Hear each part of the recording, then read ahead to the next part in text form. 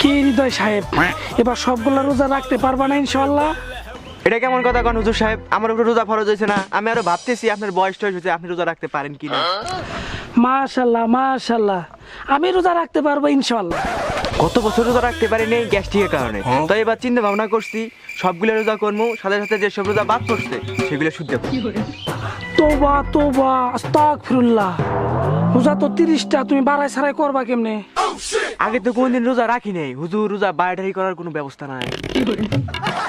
দেখো হৃদয়, আল্লাহ 12 মাসের ভিতরে 1 মাস রোজা রাখতে বলছে, আর এই 1 মাসে 30টার বেশি তুমি রোজা রাখতে পারবা না। আর তুমি বলতেছো 1 মাসে 30টার বেশি রোজা করবা, সেটা কখনো হবে না। হুজুর আপনি তো আমাকে বেকার দিয়ে ফেলাই দিলেন, ভাবছিলাম দিনে 3 থেকে 4টে রোজা করবো।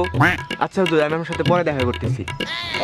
আচ্ছা বাবা, তুমি পরে রোজার সকল মাসালা আমার কাছ থেকে জেনে নিও।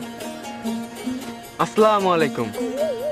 ও মা, ব্যথা মনে হয় রমজান আসার সাথে সাথে গ্যাস্ট্রিকের ব্যথা বাড়তেছে। থাকবো না তোমাদের বাড়িতে, দেখতে দেখতে রমজান মাস তো হইলে আসলো, আর এখন আমার বিয়ে করাইলে না। ঈদের ভিতরে আমার বন্ধুরা সবাই বউ নিয়ে আমার সামনে শ্বশুর বাড়ি যাবো, আর এই রমজানে আমার কেউ কি মায়া বিয়ে দিব? আর এই রমজানে আমি একলা একলা কয়টা রোজা করবো? আজকে ভাত খাবো না, না খেয়ে থাকবো। খাবোই না আজকে ভাত, না খেয়ে থাকবো। কি ব্যাপার শরীফ মিয়া, না খায় থাকবা কেন? আসসালামু আলাইকুম হুজুর। ওয়ালাইকুম আসসালাম। সামনে রমজান মাস না, তাই না খেয়ে রোজা রাখার প্র্যাকটিস করতেছি। মাশাআল্লাহ মাশাআল্লাহ, অনেক ভালো। তাই বাবা, তোমার বাড়ির সবাই এবার রোজা রাখবে না ইনশাআল্লাহ? রোজা রাখে না মানে রোজা ছাড়া তো কিছুই বোঝে না। শুনে অনেক খুশি হইলাম। তাই বাবা, আমি এখন যাই, বৌমারে আমার সালাম দিও। কি হয়েছে বাবা, কাঁদতেছো কে? আমি আবার কি করলাম? আচ্ছা হুজুর, আমার কি রোজা করার বয়স হয়েছে? শুধু কি রোজা নাকি বিয়াও ফরজ করছে? তোমার উপরে বিয়াও ফরজ হয়েছে, কিন্তু এর সাথে কান্নার কি সম্পর্ক সেটা বুঝলাম না। আপনি বলেন হুজুর, আমি একলা একলা কয়টা রোজা করব? 2 জনে করলে না হয় 3-4টে রোজা বেশি করতে পারতাম। আর আমার বাবা মা এই কথা বোঝে না। আপনি আমার বাবা মাকে বইলা একটা বিয়ের ব্যবস্থা করে দেন। তৌবা তৌবা, এইসব কি বলে? আমার সাথে বিয়া দিবি? আজকেই তোমার বাপরে আমি কইতাছি। তৌবা তৌবা। রোজা করা ফরজ আর বিয়া করা কি বুঝলাম না।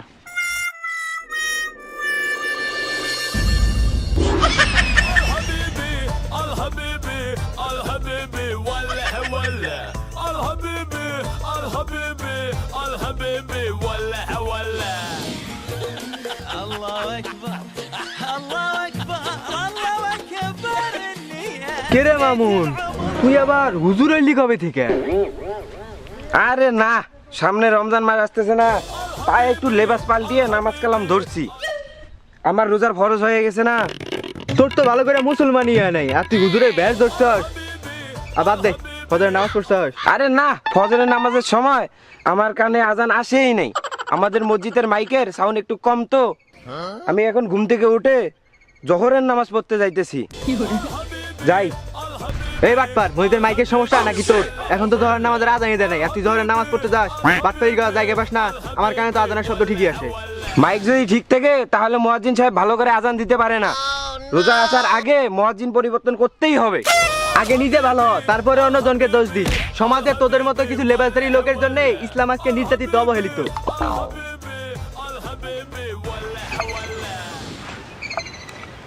এসব কথা কি আমাকে বললো? কে জানি। সময় এখনো আছে, বাড়ি গিয়ে গোসলটা করে আসি।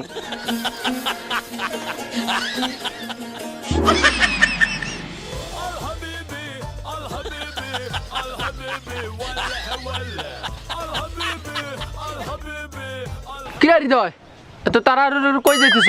আরে ভাই, রোজা তো চলে আসলো, তাই মসজিদের সভাপতি সবাইরে ডাকছে, কি যেন বলবে। তো এবার রোজার প্রস্তুতি কেমন? আর রোজা, শরীর স্বাস্থ্য তেমন ভালো না, তার মধ্যে তো গ্যাস্ট্রিকের সমস্যা আছেই। তা না হয় বাদই দিলাম, দিনে তো 3-4 প্যাকেট বিড়ি না খেলে আমার জীবনই চলে না। আমারও তো একই অবস্থা। তোরে একটা গোপন কথা কই, গত রমজানে আমি রোজা রাইখা চুপি চুপি ঘরে বিড়ি খাইছিলাম। এটা আবার কাউরে বলিস না, তাহলে আবার আমার সব রোজা নষ্ট হয়ে যাবো। তাহলে বিড়ি দিয়ে গ্যাস্ট্রিকের ট্যাবলেট বানিয়ে খেলে কি রোজা হবে? পেট তো ভরবই না, হবে কিনা সেটা তো আমি জানি না। কি হলো বলে যান। আমি এখন কি করি, রোজা দিয়ে বিড়ি খাই না বিড়ি দিয়ে গ্যাস্ট্রিক খাই?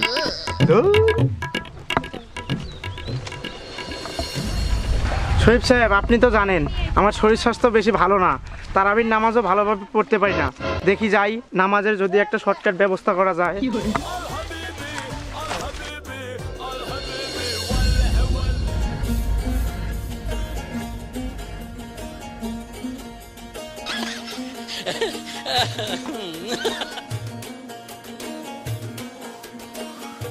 আসসালামু আলাইকুম সভাপতি সাহেব। ওয়ালাইকুম আসসালাম ওয়া রাহমাতুল্লাহি ওয়া বারাকাতু। আপনারা যেহেতু সবাই এখানে আসছেন, তাহলে এইখানেই বলি, আপনারা তো জানেন আমার বাতের ব্যথা। শুধু যে আমার বাতের ব্যথা তা না, আপনাদের মাঝেও দুই একজনের বাতের ব্যথা আছে। আর আমার শরীর স্বাস্থ্য ভালো না, ঠিকই বলছেন সভাপতি সাহেব, আমার একটু একটু বাতের ব্যথা আছে। তাই বেশিক্ষণ দাঁড়ায় থেকে নামাজ পড়া আমার অনেক কষ্টকর হয়ে যায়। তাই যে হুজুর ছোট ছোট সূরা দিয়ে তাড়াতাড়ি নামাজ পড়াইতে পারবো, আমরা এবার তারে নিযুক্ত করব। আপনি ঠিকই বলছেন সভাপতি সাহেব।